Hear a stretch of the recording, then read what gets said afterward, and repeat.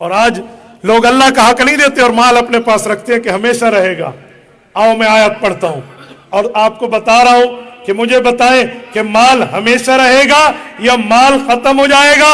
اور اللہ کی ذات عالیہ کا حق آپ نے نہ دیا, قرآن و سنت کے معاملات آپ نے ادا نہ کیے اور پیسہ اپنے پاس رکھا اور اس پیسے کو آپ نے اللہ کے لیے نہ لگایا تو کیا ہوگا؟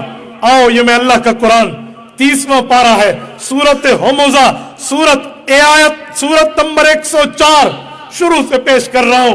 رب کریم فرماتے ہیں الذی جمع مالا وعددا یحسب ان مالہ اخلدا کلا.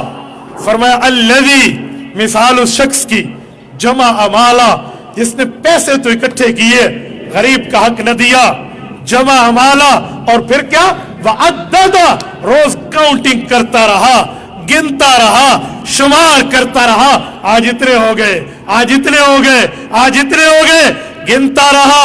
یحسب, کنسپٹ یہ بنا تھا, ذہن یہ بنا تھا, خیال اس کا یہ تھا, ان مالہ اخلدا. آپ ادھر تشریف لائیے. ان مالہ اخلدا, کہ یہ مال اس کے پاس ہمیشہ رہے گا. فرمایا کلا, ہرگز نہیں ہو سکتا, ہرگز نہیں ہو سکتا. اللہ کا حق نہ دیا تو کیا ہوگا؟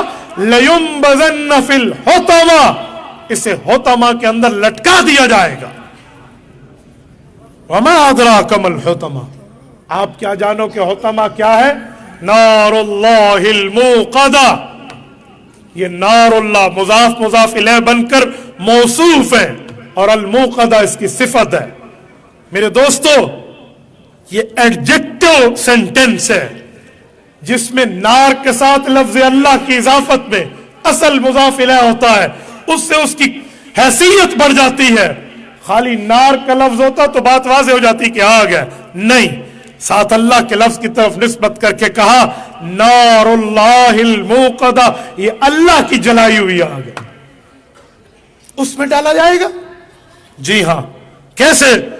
بھاگ جائے کوئی؟ کہ جی نہیں, فی عمد ممددہ, لمبے لمبے پائپوں میں ڈال کے آگ رکھ کے ان کو بند کر دیا جائے گا, یہ نہیں نکل پائیں.